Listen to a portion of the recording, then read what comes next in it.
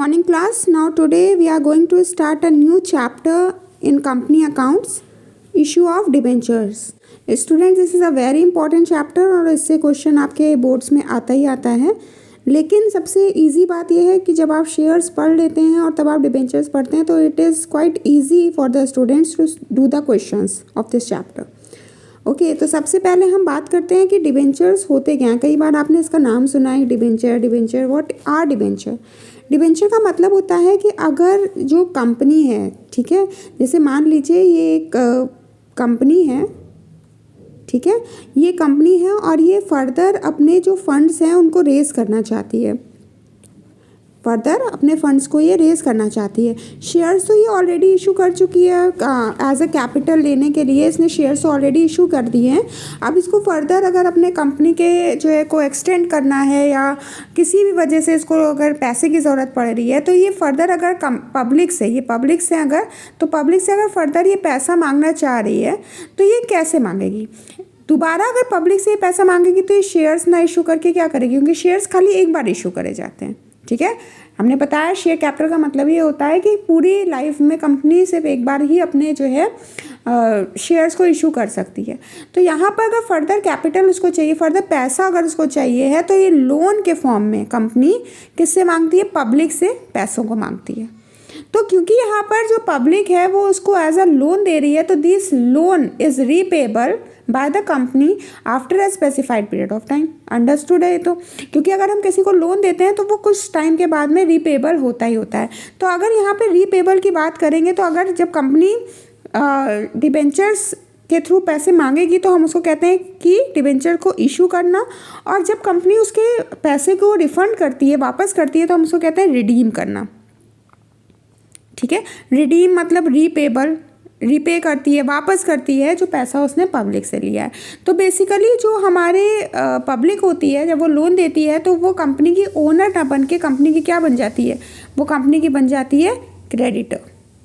ठीक है, ये बात आपको समझनी है. तो what are debentures? Debenture basically as a long term loan company लेती है जो कि एक स्पेसिफाइड पीरियड ऑफ टाइम के बाद में वो पब्लिक को वापस करती है. वो स्पेसिफाइड पीरियड ऑफ टाइम आपका 5, 10, 15 कितने भी साल का हो सकता है.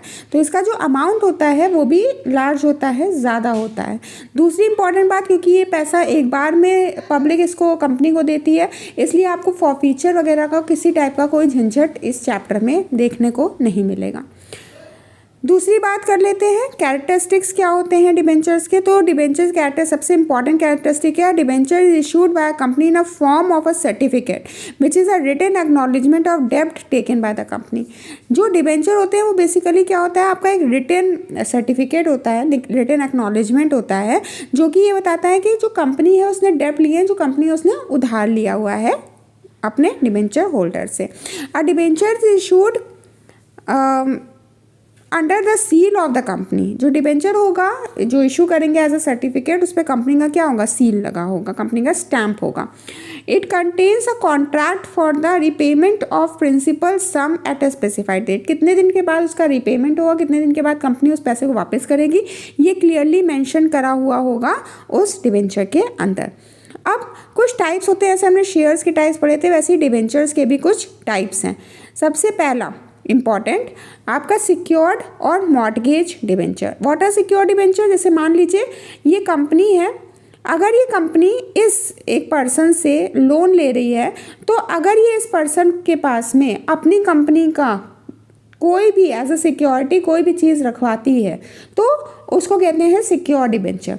अगर ये कंपनी कल को भाग जाती है या बंद हो जाती है या ये जो है पे नहीं कर पाती है तो ये जो आपका डिबेंचर होल्डर है ये उस एसेट को या उस सिक्योरिटी को सेल ऑफ करके अपने अमाउंट की भरपाई कर सकता है. Very easy. अगर सिक्योर्ड हो तो आप तुरंत नाम से ही समझ सकते हैं कि ये सिक्योर्ड है, मतलब कंपनी ने कुछ जो है सिक्योरिटी के सेंस में अपना कुछ कोई चीज़ उस डिबेंचर होल्डर के पास में, उस पर्सन के पास में रखवाई हुई है. अनसिक्योर्ड लोन्स और नेक्ड डिबेंचर, इनका जो है बिल्कुल अपोजिट वर्क होता है अनसिक्योर्ड और नेक्ड डिबेंचर का. ये डिबेंचर्स जो होते हैं इसमें किसी टाइप की कोई सिक्योरिटी नहीं है, ये ट्रस्ट पे कंपनी देती है. ठीक है। ट्रस्ट पे कंपनी को अगर हम जो डिबेंचर होल्डर है वो पैसा दे रहा है, ऐसे कंपनी बहुत नामी है, बहुत लंबे समय से काम कर रही है और अच्छा प्रॉफिट अर्न कर रही है, मार्केट में उसकी अच्छी गुडविल है, तो किसी सिक्योरिटी को बिना जो है रखवाए कंपनी पैसे ले सकती है और जो डिबेंचर होल्डर है वो भी इजीली उसको पैसे दे सकता है। तो विदाउट सिक्योरिटी अगर रखवाया जाएगा तो वो अनसिक्योर्ड और नेक्ड डिबेंचर कहलाएगा। नेक्स्ट है आपका registered debenture. What are registered debenture? अब जो अगर आपका डिबेंचर होल्डर है, अगर जैसे मान लीजिए ये एक डिबेंचर होल्डर है, अगर इसने अपना पूरा सब कुछ रजिस्ट्रेशन, प्रॉपर रजिस्ट्रेशन करवाया हुआ है इस कंपनी में, मतलब जो भी जो है रिक्वायर्ड डॉक्यूमेंट्स हैं सब कुछ इसने प्रोवाइड कराए हैं, पूरा का पूरा इसका रिकॉर्ड है कंपनी के अंदर, तो ये कहलाएगा रजिस्टर्ड डिबेंचर। अच्छा, अब इसकी ज़रूरत क्या होती है? इसकी ज़रूरत ये होती है कि जब तक कंपनी इसको परमिशन नहीं देगी तब तक ये अपने डिबेंचर्स को किसी और को ट्रांसफ़र नहीं कर सकता। ये अपना डिबेंचर सर्टिफिकेट किसी और को ट्रांसफ़र नहीं कर सकता है without consent with the directors, without consent with the company. ये अपने डिबेंचर को ट्रांसफ़र नहीं कर सकता। जबकि जो बियरर डिबेंचर होता है, बियरर डिबेंचर में किसी टाइप का कोई रजिस्ट्रेशन नहीं करवाया होता है डिबेंचर होल्डर ने, दे आर फ्रीली ट्रांसफरेबल। ठीक है, इनको एकदम आराम से ट्रांसफ़र किया जा सकता है जो है डिबेंचर होल्डर के थ्रू। कोई भी चाहे इसके नाम पर इंटरेस्ट ले सकता है, इस डिबेंचर के सर्टिफिकेट को दिखा करके कोई भी चाहे जो होल्डर होगा वही उस डिबेंचर का मालिक माना जाएगा, उस डिबेंचर का वही ओनर माना जाएगा। तो रजिस्टर्ड डिबेंचर में जो एग्जैक्टली ओनर है, जिसने पैसा दिया है, वही ओनर माना जाएगा उस डिबेंचर का। जबकि बियरर डिबेंचर में हूसोएवर प्रेजेंट दैट डिबेंचर, ठीक है, वो माना जाएगा उसका ओनर। जैसे कि आपने एक बियरर चेक भी पढ़ी है। बियरर चेक में क्या होता था, जैसे जो उसको उस चेक को विंडो पे शो करता था जा करके, उसको पैसे मिल जाते थे, वैसे ही बियरर डिबेंचर्स होते हैं। जिसके हाथ में वो डिबेंचर होगा वही उसका ओनर माना जाएगा। रिडीमेबल डिबेंचर, रिडीमेबल डिबेंचर का मतलब होता है कि इनको एक स्पेसिफाइड पीरियड ऑफ टाइम के बाद में पे किया जा सकता है, एक स्पेसिफाइड पीरियड ऑफ टाइम। जैसे कंपनी ने जब जो है डिबेंचर इशू करे, तभी कंपनी ने कह दिया कि ये 5 साल के बाद पेमेंट होगा इसका, या 10 साल के बाद पेमेंट होगा। तो अगर उसका एकदम कंफर्म टाइम है कि कितने साल के बाद में रिपे किए जाएंगे, that are known as the redeemable debentures. Whereas irredeemable debentures, जब तक कंपनी वाइंड अप नहीं होगी, जब तक कंपनी बंद नहीं होगी, तब तक इन डिबेंचर्स की प्रिंसिपल अमाउंट को वापस नहीं किया जाएगा। ठीक है। कन्वर्टेबल डिबेंचर्स वो डिबेंचर्स होते हैं that are converted after a specified period of time, जो इक्विटी शेयर्स या फिर जो शेयर्स में कन्वर्ट किए जा सकते हैं। Convertible debentures are converted into shares after specified period of time. Whereas in convertible debentures की अगर हम बात करें तो इन कन्वर्टेबल डिबेंचर्स होते हैं जो कि नहीं कन्वर्ट किए जा सकते हैं आपके शेयर्स के अंदर। ठीक है, तो इसको एक बार आप पढ़ेंगे और एक बार रिवाइज करेंगे।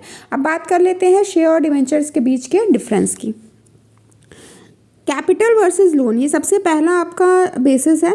जब शेयर होता है, शेयर्स के केस में वो एज अ कैपिटल कंपनी का माना जाता है। जो शेयर का जो अमाउंट होता है, जो शेयर्स के थ्रू जो पैसा आता है, उसको कंपनी किस चीज़ में लगाती है? अपने सेटअप, अपनी कंपनी को सेटअप करने के लिए लगाती है, तो उसको हम कैपिटल मानते हैं कंपनी का। जबकि डिबेंचर्स को हम क्या मानते हैं? डिबेंचर्स को हम लोन मानते हैं, क्योंकि अभी मैंने बताया था कि कंपनी जो है वो पैसे को क्या करिए, उधार के तौर पर ले रही है, एज अ लोन ले रही है, तो उसको वो लोन मानेगी। ठीक है। डिविडेंड और इंटरेस्ट वेरी इंपॉर्टेंट। जो शेयर्स होते हैं, ये बात आपने पहले ही पढ़ी है, उस पर आपको डिविडेंड मिलेगा, लेकिन आप डिवेंचर्स के केस में उसको डिविडेंड नहीं बोलेंगे, आप उसको क्या बोलेंगे? आप उसको बोलेंगे इंटरेस्ट। ठीक है, क्योंकि जैसे बैंक लोन पे आपको इंटरेस्ट देना पड़ता है, वैसे ही कंपनी क्या करती है? डिवेंचर पर इंटरेस्ट पे करती है। फ्लक्चुएटिंग और फिक्स्ड रेट ऑफ डिविडेंड और इंटरेस्ट, जो डिविडेंड होता है उसका रेट जो होता है वो फ्लक्चुएट कर सकता है ना, हर साल उसका रेट बदला जाएगा, लेकिन जो हमारे डिबेंचर होंगे उनका रेट ऑफ इंटरेस्ट जो होगा वो फिक्स होगा, वो बार बार चेंज नहीं किया जा सकता है। अनसिक्योर्ड और सिक्योर्ड, जो शेयर होता है वो हमेशा अनसिक्योर्ड होता है, तभी जाहिर सी बात है वो फॉरफिट होता है। ठीक है, शेयर्स के ऊपर कोई टाइप की सिक्योरिटी नहीं होती है, तभी हमारे जो शेयर होल्डर हैं वो ओनर बनते हैं। जबकि डिबेंचर जो है वो जो आपके बेसिकली सिक्योर्ड होते हैं, उन पर सिक्योरिटी होती है। ठीक है, तो ये तो बात हो गई एक छोटे से हमारे इंट्रोडक्शन की डिबेंचर के। कल से हम लोग पढ़ेंगे अपने इस चैप्टर के numericals. So children please read it out and note it down in your copy. ठीक है, इसको एक बार पढ़ लीजिए, अपनी कॉपीज़ में नोट डाउन कर लीजिए। See you tomorrow with a new numerical part of this chapter. Thank you.